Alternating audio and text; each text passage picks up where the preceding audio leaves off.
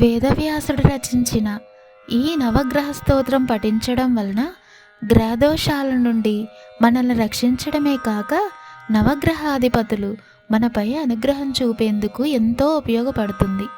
మనం మొదలుపెట్టే పనులకు సంకల్పంతో పాటు నవగ్రహాల అనుగ్రహం కూడా తోడైతే విజయం మన వెంట ఉన్నట్లే. అందుకోసం తప్పనిసరిగా నిత్యం ఈ నవగ్రహ స్తోత్రం పఠించదగినది. ఈ స్తోత్రంలో ఫలస్తుతి కాకుండా 9 శ్లోకాలున్నాయి. ఒక్కొక్క శ్లోకము ఒక్కొక్క గ్రహానికి సంబంధించినది. ఆ శ్లోకాలలో ముఖ్యంగా ఆ దేవుని గురించిన వివరణ ఉంటుంది. గ్రహస్థితి బాగులేని వారు, కాలం కలిసిలాని వారు నవగ్రహ స్తోత్ర పఠనంతో పాటు నవగ్రహాలకు అధిపతి అయిన శివుని స్తోత్రములు పఠించుట ఉత్తమం. జపా కుసుమ సంకాసం కాశ్యపేయం మహాద్యుతిం తమోరిం సర్వపాపఘ్నం ప్రణతోస్మి దివాకరం దదిశంఖతుషారాభం క్షీరోదార్ణవసంభవం నమామి శశినం సోమం శంభోర్మకుటభూషణం ధరణీగర్భసంభూతం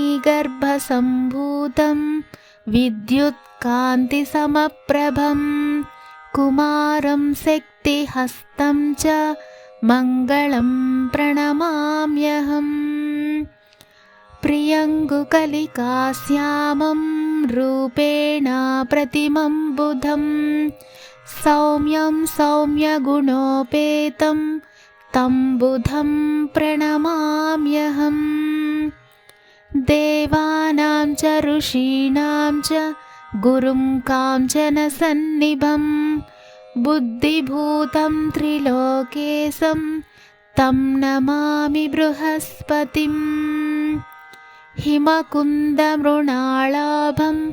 దైత్యానాం పరమం గురుం సర్వశాస్త్రప్రవక్తారం భార్గవం ప్రణమామ్యహం నీలాంజనసమాభాసం రవిపుత్రం యమాగ్రజం ఛాయామార్తాండసంభూతం తం నమామి శనైశ్చరం అర్ధకాయం మహావీర్యం చంద్రాదిత్యవిమర్దనం సింహికాగర్భసంభూతం తం రాహుం ప్రణమామ్యహం పలాసపుష్పసంకాసం తారకాగ్రహమస్తకం